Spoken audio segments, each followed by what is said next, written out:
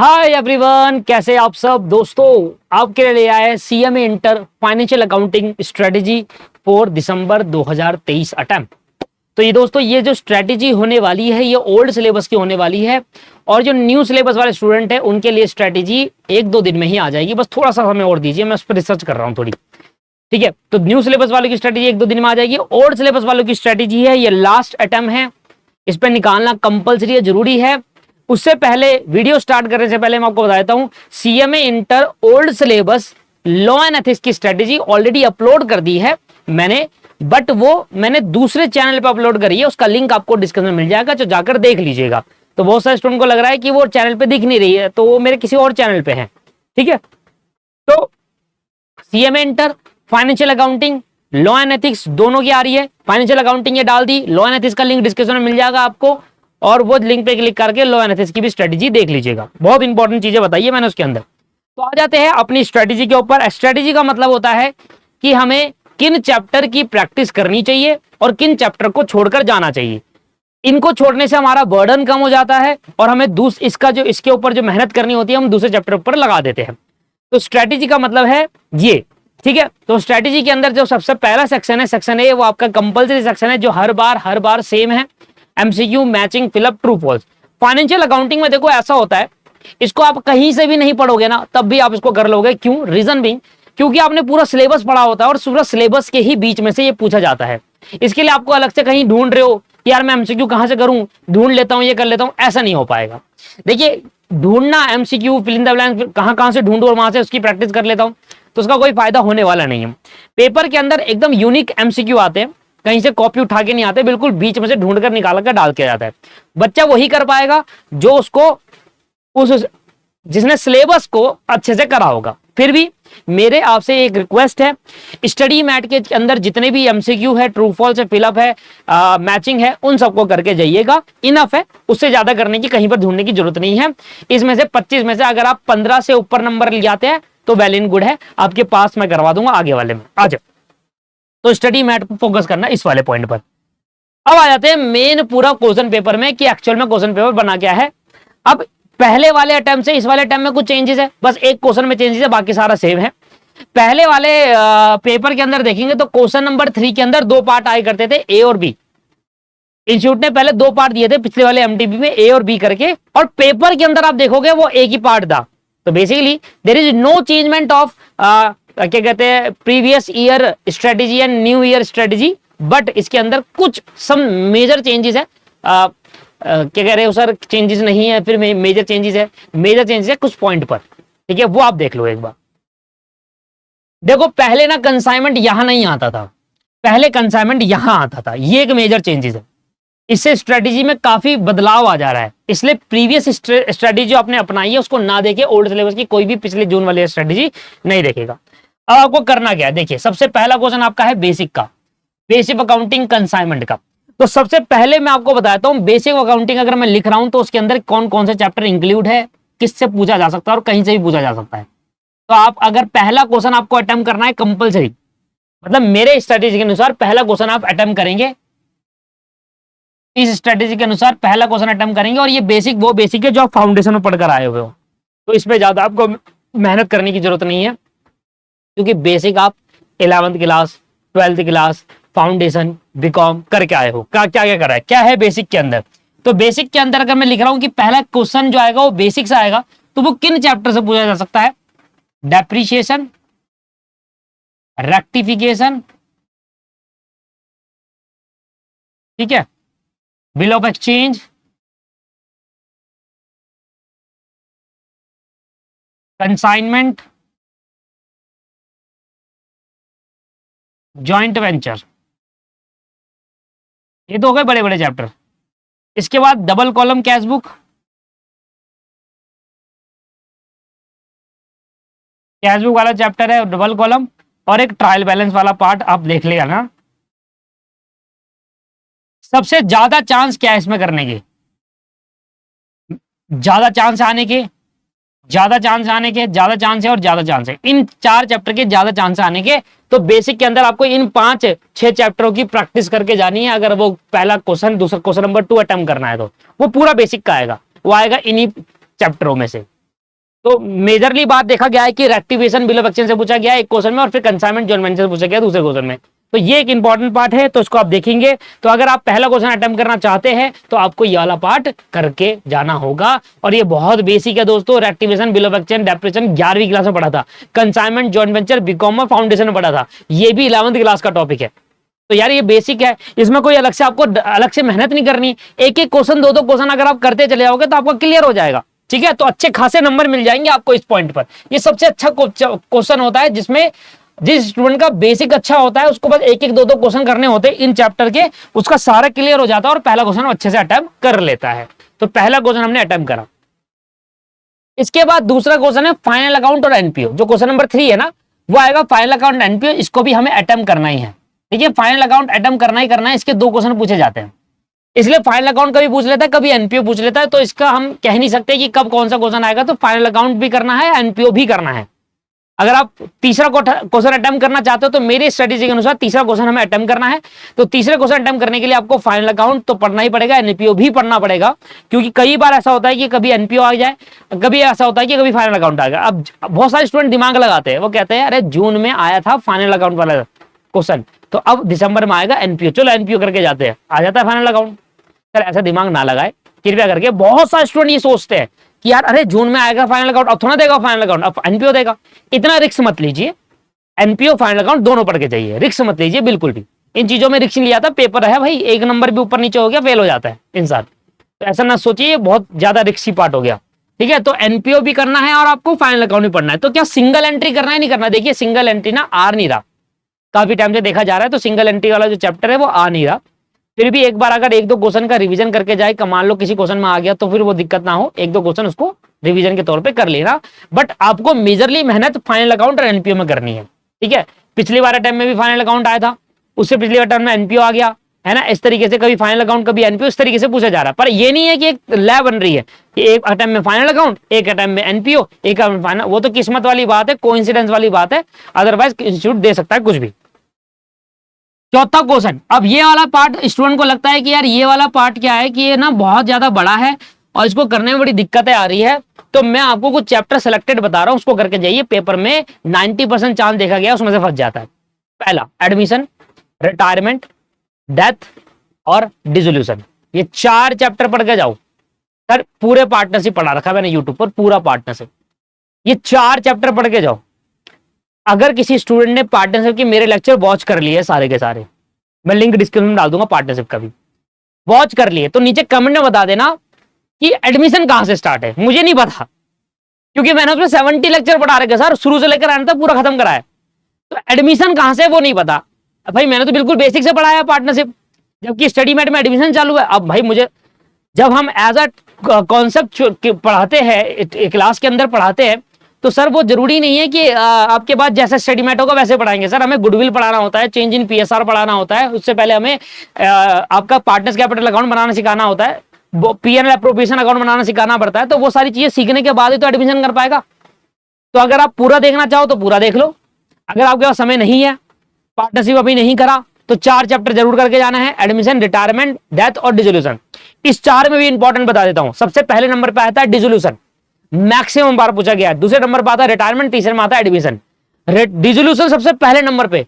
अगर 100 बार पेपर होंगे तो 100 में से 70 बार डिसोल्यूशन आए, ऐसे मतलब इतनी वेटेज है उसकी, आने के चांसेस इतने हैं। उसके बाद रिटायरमेंट और फिर बाद में एडमिशन। और बहुत रेयर होता है कि डिसोल्यूशन के बाद भी पूछा जा रहा है, कभी सालों में एक बार अगर आ गया तो आ गया, वो तो किस्मत वाली बात है। नहीं तो हर टाइम के आप पेपर देख लो, छान लो, खोज लो, डिसोल्यूशन डिसोल्यूशन डिसोल्यूशन आपको दिखेगा हर बार। प्रायोरिटी डिसोल्यूशन है। उसके बाद देख लो मेरे चर्चा में गारंटी दे रहा हूं 100% क्लियर हो जाएगा, नीचे डिस्क्रिप्शन में लिंक मिल जाएगा आपको। पर आपको देखना पड़ेगा डिसोल्यूशन कहां से स्टार्ट है, वो आपको थोड़ी सी मेहनत करनी पड़ेगी, 15-20 मिनट लगेंगे आपको। उसके बाद रिटायरमेंट, एडमिशन। तो मैं कहूंगा एडमिशन, रिटायरमेंट, डिसोल्यूशन ये इकट्ठा देख लो आप, समय कम लगेगा, क्लास भी कम लगेगी, ठीक है। चलिए ये अटेम्प्ट करना, ये अटेम्प्ट करना, ये अटेम्प्ट। अब सबसे बड़ी दिक्कत आती है कि सर ब्रांच और डिपार्टमेंट में कभी ब्रांच आ रहा है, कभी डिपार्टमेंट आ रहा है। और डिपार्टमेंट तो फिर भी आसान है क्योंकि वो ओवरहेड जैसा लगता है कॉस्टिंग का, पर ब्रांच से समझ नहीं आता। इसलिए मैं हर बार अपनी स्ट्रेटेजी में कहता हूं कि ब्रांच और डिपार्टमेंट चैप्टर पूरा छोड़ के चले जाओ। तो अगर आप ब्रांच और डिपार्टमेंट चैप्टर पूरा छोड़ रहे हो तो आपको सेल्फ बैलेंसिंग लेजर भी छोड़ना होगा, क्योंकि इसी के साथ आ रहा है वो।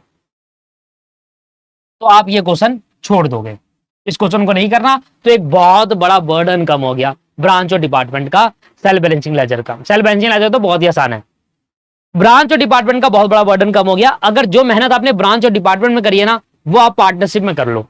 मैं कह रहा हूं आपके नंबर आ जाएंगे, डिसोल्यूशन कर लो, रिटायरमेंट कर लो। पिछली बार पेपर में रिटायरमेंट आया, उसके पेपर में डिसोल्यूशन आ गया, फिर से डिसोल्यूशन आ गया उससे पहले पेपर में। तो ये है इंपॉर्टेंट पार्ट, ठीक है जी। तो ये आप चैप्टर छोड़ दो, ये वाला पार्ट, 5वां क्वेश्चन आपको छोड़ना होगा। अब आपके पास आ गया 7वां क्वेश्चन, जो 100% आपको अटेम्प्ट कर रही है। कंप्यूटराइज अकाउंटिंग की वीडियो डाली है मेरी, काफी पुरानी हो गई है, हो गए उसको 2-2.5 साल हो गए हैं, पता है, पर वो वीडियो पुरानी है, उसके अंदर कंटेंट आज भी एप्लीकेबल है दिसंबर 23 अटेम्प्ट के लिए। उसमें मैंने ना पता है कुछ पर्टिकुलर क्वेश्चंस कराए हैं, उसको समझाया, एक्सप्लेन करा है, गिनती के 4 से 5 क्वेश्चन एक्सप्लेन करे। और जब से वो वीडियो डली है और तब से आज तक जितने भी पेपर आए उसी वीडियो में से आए, एक सिंगल वीडियो है, उसी वीडियो में से आए। देखना चाहोगे उसका लिंक भी डिस्क्रिप्शन में डाल दूंगा, 3 लिंक डालूंगा आपको, लॉ की स्ट्रेटेजी, पार्टनरशिप का लिंक और वो कंप्यूटराइज अकाउंटिंग वाली वीडियो, उसका लिंक भी डिस्क्रिप्शन में डालूंगा, आपको मिल जाएगा दोस्तों। उसको देखो एक बार, उसके अंदर 4 से 5 क्वेश्चन करा रखे हैं, मैं गारंटी कह रहा हूं उसी में से आएगा, वीडियो में से। आप जाकर पेपर देखना, आपको पता चलेगा उसी में से है। अकाउंटिंग स्टैंडर्ड देखो आपको सारे करने पड़ेंगे, अगर इंपॉर्टेंट बताऊं तो मैं अलग से वीडियो बता दूंगा इंपॉर्टेंट क्या है, पर अकाउंटिंग स्टैंडर्ड आपको करने ही पड़ेंगे। इसमें जो प्रैक्टिकल वाला पार्ट है वो ज्यादा इंपॉर्टेंट होता है, अलग से वीडियो, शॉर्ट वीडियो लेकर आ जाऊंगा, उस पर आपको बता दूंगा। तो आप चैनल पे बने रहिए दोस्तों। और हाँ, सबसे इंपॉर्टेंट चीज, बहुत सारे स्टूडेंट ने वीडियो तो देखते हैं पर टेलीग्राम चैनल ज्वाइन नहीं करा। भाई टेलीग्राम चैनल ज्वाइन करने पर कुछ नहीं होगा, आपका कुछ एक्स्ट्रा चीज नहीं जाएगी। पता क्या होता है, मैंने टेलीग्राम चैनल ज्वाइन करके रख दिया, पड़ा हुआ है, कभी ध्यान आया अरे यार उस चर के चैनल पे देख लेते क्या नया आया है, ये वाली बात हो जाती है। तो आपने देखा अरे यहां पर तो एक इंपॉर्टेंट चीज मिल गई हमें, तो ये एक इंपॉर्टेंट होता है, टेलीग्राम ज्वाइन करके रख दो, पड़े रहने दो उसको वहां पर, ठीक है। तो फिर कभी आपको ध्यान आया, कभी कुछ आया, जो आपको प्रायोरिटी लगती है उसका टेलीग्राम चैनल आप ज्वाइन कर लो। अगर आपको लगता है कि यार नहीं, मेरे लिए इतना प्रायोरिटी नहीं है टेलीग्राम चैनल ज्वाइन करना, मैं नहीं कर रहा ये वो, कुछ नहीं करना, आपको ज्वाइन करके छोड़ देना वहां पर। कभी आपके पास कोई चीजें आपको मिल गई, कभी आपको, मैं बहुत सारी चीजें उसके अंदर डालते रहता हूँ, बहुत सारी नई नई वीडियो आपके काम की डालते रहता हूँ, कभी मिल गया तो पुट करके देख लिया भैया क्या आया नया, ठीक है, नहीं रखे रहो, सब कुछ सब जगह ज्वाइन होके रहो, सारे अपडेट्स मिलते रहेंगे आपको, राइट। तो टेलीग्राम चैनल ज्वाइन करो, वहां पर शॉर्ट्स भी डालूंगा, उसमें बताऊंगा कौन सा अकाउंटिंग स्टैंडर्ड करना है आपको, ठीक है। चलिए लिंक भी डिस्कशन मिल जाएगा आपको। अब देखिए 8वां क्वेश्चन ना हमारा ये बैकअप का रहेगा, और ये क्वेश्चन में आपको, मैं ये नहीं कह रहा कि इसको करना नहीं है, ये क्वेश्चन बैकअप क्वेश्चन है। बैकअप क्वेश्चन का मतलब क्या हुआ सर? बैकअप क्वेश्चन का मतलब ये है कि मान लो मैं पार्टनरशिप अकाउंटिंग करके गया और मैं डिसोल्यूशन को बहुत अच्छे से करके गया, मैं एडमिशन को अच्छे से गया, रिटायरमेंट अच्छे से करके गया, और पार्टनरशिप में डिसोल्यूशन के बाद अमलगमेशन आ गया। अब मैं नहीं कर पाऊंगा भाई, ये तो मैं प्रैक्टिस करके ही नहीं गया, अब मैं कैसे करूं? इसके अलावा मैं कौन सा क्वेश्चन करूं? अब मुझे तो 5 क्वेश्चन करने हैं, तो फिर बैकअप में ये क्वेश्चन कर लेना, इसमें से 4 में से, ऐसा तो मैं इतनी गारंटी आपको दे रहा हूं, 4 में से 2 तो 100% अटेम्प्ट कर लेता है बच्चा, क्योंकि कुछ बेसिक में से होता है, कुछ चैप्टर के बीच में से होता है जो पढ़ के आता है, तो हमें आया होता है। तो इसमें से मैं कह रहा हूं 4 में से मिनिमम 2 तो कर लेता है, नहीं तो पूरे कर लेता है यार, वो 3 भी कर लेता है, बना बुन के लिख कर आ जाता है। This is called backup question. अगर किसी क्वेश्चन में आप करके गए और आपको वो क्वेश्चन नहीं आ पा रहा, आपको लग रहा है यार मेरे पे वो क्वेश्चन नहीं आ पाएगा, मेरे को नहीं कर पा रहा, मैं करके ही नहीं गया, इसको आ ही नहीं सकता, तो बैकअप के लिए 8वां क्वेश्चन रखा हुआ है। This is called backup question. ये कहीं से भी पूछ सकता है इंस्टीट्यूट, और जहां से पूछेगा आपके सिलेबस के अंदर से पूछेगा, आपको आएगा, गारंटी है। अब आ जाते हैं, देखो आपको ना रॉयल्टी अकाउंटिंग करना पड़ेगा, इंश्योरेंस क्लेम आपको करना पड़ेगा, और फाइनल अकाउंट का शॉर्ट क्वेश्चन पूछ लेता है, और कौन सा वाला? प्रोविजन फॉर डाउटफुल डेब्ट। अगर आप मेरे पेड स्टूडेंट तो अलग से वीडियो डाली थी मैंने, प्रोविजन फॉर डाउटफुल डेब्ट के सारे क्वेश्चन कराए स्टडी मैट के। प्रोविजन फॉर डाउटफुल डेब्ट का क्वेश्चन आ रहा है इसमें, स्टडी मैट खोल के देखो, पुराना वाला ओल्ड सिलेबस वाला, वहां पर देखो प्रोविजन फॉर डाउटफुल डेब्ट के क्वेश्चन दे रखे हैं आपको, एक तो बेसिक में दे रखे कुछ क्वेश्चन, और एक चैप्टर में भी दे रखे हैं, बैड डेब्ट क्वेश्चन अकाउंटिंग करके ऐसे क्वेश्चन दे रखे हैं, उसमें से एक क्वेश्चन पूछ रहे हैं, हर एक अटेम्प्ट में आ ही जा रहा है बार बार। तो फाइनल अकाउंट का शॉर्ट क्वेश्चन आ रहा है, अगर शॉर्ट नहीं आ रहा तो हायर परचेज से पूछ रहा है। तो आपको अगर 6ठा क्वेश्चन अटेम्प्ट करना है, जो कि कंपलसरी अटेम्प्ट करना ही पड़ेगा आपको, तो उसके अंदर आपको royalty accounting, insurance claim, final account का प्रोविजन फॉर डीडी वाला, डाउटफुल डेब्ट, बैड डेब्ट वाला, और हायर परचेज, ये चैप्टर करने पड़ेंगे 6ठे क्वेश्चन के लिए। 6ठे क्वेश्चन के लिए आपको चैप्टर करने पड़ेंगे। अगर आपको लगता है कि यार मेरे को बेसिक आ रहा है, मेरे को पेपर के अंदर ये भी आ गया, मेरे को ये भी आता है करना, मेरे को ये भी आता है, तो ये वाला क्वेश्चन में मुझे एक क्वेश्चन में गड़बड़ हुई है, तो छोड़ दो, बैकअप वाला क्वेश्चन उठा लो। तो ये तो आपके ऊपर है कि मैं तो बैकअप इसलिए दे रखा, क्योंकि बैकअप में ऐसा क्वेश्चन आएगा ही आएगा जो आप कर ही पाओगे, मिनिमम 2 क्वेश्चन तो कर ही लोगे, इतना तो है। जब भी मैं देखता हूं बैकअप वाले जो 8वां क्वेश्चन होता है, मैं कहीं से ही पूछ लेता हूं, इसका कोई लॉजिक नहीं है कि कहां से आएगा, मैंने ये क्यों लिखा है, ये क्यों लिखा हुआ है, ये नई एमटीपी के अनुसार लिखा हुआ है, पर जरूरी नहीं है यही आए, कहीं से भी पूछ सकता है इंस्टीट्यूट पूरे सिलेबस में से। तो वो थ्योरी होगा, हमेशा प्रैक्टिकल नहीं होगा, उसमें थ्योरी होगा, कर लोगे, बना बुन के लिख लोगे, इतना पता है। बैकअप पे रखो, पर आपको छठे क्वेश्चन भी अटेम्प्ट करना है, तो आपको छोड़ना क्या है, ब्रांच और डिपार्टमेंट सेल्फ बैलेंसिंग लेजर छोड़ दो बस, बाकी आपको सारा करना है। सिंगल एंट्री छोड़ना चाहो तो वो छोड़ सकते हैं, है ना, सिंगल एंट्री छोड़ना चाहो तो छोड़ सकते हैं, बाकी ये क्वेश्चन अटेम्प्ट करना है आपको। रॉयल्टी अकाउंटिंग, देखो मैं आपको बता रहा हूं, नई एमटीपी के अनुसार रॉयल्टी छठे क्वेश्चन में है, उसमें कभी इंश्योरेंस का भूल जाता है, कभी रॉयल्टी भूल जाता है, कभी फाइनल अकाउंट का शॉर्ट क्वेश्चन, कभी हायर परचेज। तो अगर छठा क्वेश्चन अटेम्प्ट कर रहा है तो ये सारे चैप्टर करने ही पड़ेंगे, अब आए या ना आए करना ही पड़ेगा आपको। आपको पता है इंश्योरेंस क्लेम तो काफी इंपॉर्टेंट है ही, hire purchase important, final account आप करके गए हो तो एक रॉयल्टी और कर लेना भैया, ठीक है। अब किस्मत वाली बात है, आए गए नहीं आए नहीं आए, बट करना तो पड़ेगा आपको। तो ये आपकी प्रॉपर स्ट्रेटेजी है, ठीक है। सारे लिंक डिस्क्रिप्शन में, टेलीग्राम ज्वाइन करके रखो, अकाउंटिंग स्टैंडर्ड के लिए अलग से मैं वीडियो लेकर आऊंगा, तब तक के लिए प्रैक्टिस करना स्टार्ट करो। पहले आप क्या करो, बेसिक पार्ट करना है वो करो, फाइनल अकाउंट एनपीओ स्टार्ट कर दो, पार्टनरशिप बड़े बड़े करो, पहले ये दोनों करो, ठीक है। ये करने के बाद ये करो, फिर ये, एंड देन ये, ना भैया ये फिर ये भी मतलब इसमें समय कम लगेगा, कंप्यूटर अकाउंटिंग की वीडियो देखो खत्म हो गया, ऐसे करके। तो ये आपकी प्रॉपरली स्ट्रेटेजी थी। ओल्ड सिलेबस हमारा लास्ट सिलेबस है, इसके बाद ओल्ड सिलेबस नहीं रहेगा। तो मेरी तरफ से आपको एग्जाम के लिए बहुत बहुत all the best. Her bar strategy जाए, इस बार भी स्ट्रेटेजी आ जाए, और मैं चाहूंगा कि आपका रिजल्ट अच्छा जाए। अच्छा तभी जाएगा जब आप आज मेहनत करोगे, तभी फ्यूचर में आप अच्छे से रिजल्ट गेन कर पाओगे। अगर आपने आज ही नहीं मेहनत करी तो फिर फ्यूचर में नहीं करोगे। ग्रुप से डिसकंटिन्यू हो जाओ, ग्रुप पे देखने की कोई जरूरत नहीं है क्या आ रहा है क्या नहीं आ रहा, पढ़ाई पे फोकस करिए। इंस्टाग्राम वगैरह बंद कर दीजिए कुछ टाइम के लिए, और थोड़े टाइम के लिए, सिर्फ 1 महीना बचा हुआ है, पढ़ाई के लिए तैयारी करो, लग जाओ। लाइब्रेरी ज्वाइन करना, वहां चले जाओ, 10-10 घंटे 12-12 घंटे भी कम है अब 1 महीना। इन दौरान 6 महीने या 7 महीने आपने क्या पढ़ा वो मैटर नहीं करता, वो 7 महीने जो आपने पढ़ा उसको समराइज फॉर्म में 1 महीना अगर आपने पढ़ लिया, वो 7 महीने सफल हो जाएंगे। अगर ये लास्ट वाला महीना नहीं पढ़ा ना, कम से कम 12 घंटे, कम से कम एक दिन में 12 घंटे पढ़ो, तभी बात बनेगी। एक दिन में 12 घंटे नहीं पढ़ पा रहे, घर में नहीं मिल रहा टाइम, जाओ लाइब्रेरी, लाइब्रेरी में जाओ, कहीं जाओ, अकेले बैठो पढ़ो, बंद कर दो इसे 1 महीना। 1 महीने बाद आपकी जिंदगी जी रही हो, जिस दिन रिजल्ट आएगा ना दोस्त, आप बहुत सारे स्टूडेंट तो आप जानते होंगे, कुछ स्टूडेंट ऐसे जिनका रह गया होगा तब वो दोबारा अटेम्प्ट कर रहे होंगे, उनको पता है क्या होता है रिजल्ट आने के बाद जब फेल होता है इंसान। जो नए स्टूडेंट है जो पहली बार अटेम्प्ट कर रहे हैं उनको नहीं पता, उनके लिए कह रहा हूं कि बंद कर दो। आपसे बेहतर स्टूडेंट भी है, क्योंकि आप एक बार कोर्स करके बैठे हुए हो, कुछ बच्चे 2 बार कोर्स करके बैठे हुए, जून वाले बच्चे भी दिसंबर में एग्जाम देंगे तो वो 2 बार कोर्स करके बैठे हुए हैं। उनको अगर वो अगर क्या कहते हैं लाइब्रेरी ज्वाइन करके मेहनत करने लग जाए तो आप पीछे आ जाओगे। तो जो स्टूडेंट दिसंबर 23 का टाइम दे रहे हैं, सीरियस हो जाओ, बिल्कुल सीरियस हो जाओ, मजाक नहीं है बिल्कुल भी। सब कुछ बंद कर दो, ग्रुप में कोई कमेंट करने की जरूरत नहीं है, किसी भी ग्रुप में ज्वाइन मत रहो। बेसिकली ज्वाइन तो रहो पर उसमें एक्टिव मत रहो, मैच अपना करिए। नीचे सारे लिंक है, टेलीग्राम चैनल ज्वाइन करिए, और साथ में सारे लिंक पे अपने जाकर कर देख लीजिए, ठीक है जी। Have a nice day, bye bye, take care. बाकी स्ट्रेटेजी भी आ जाएगी जल्दी।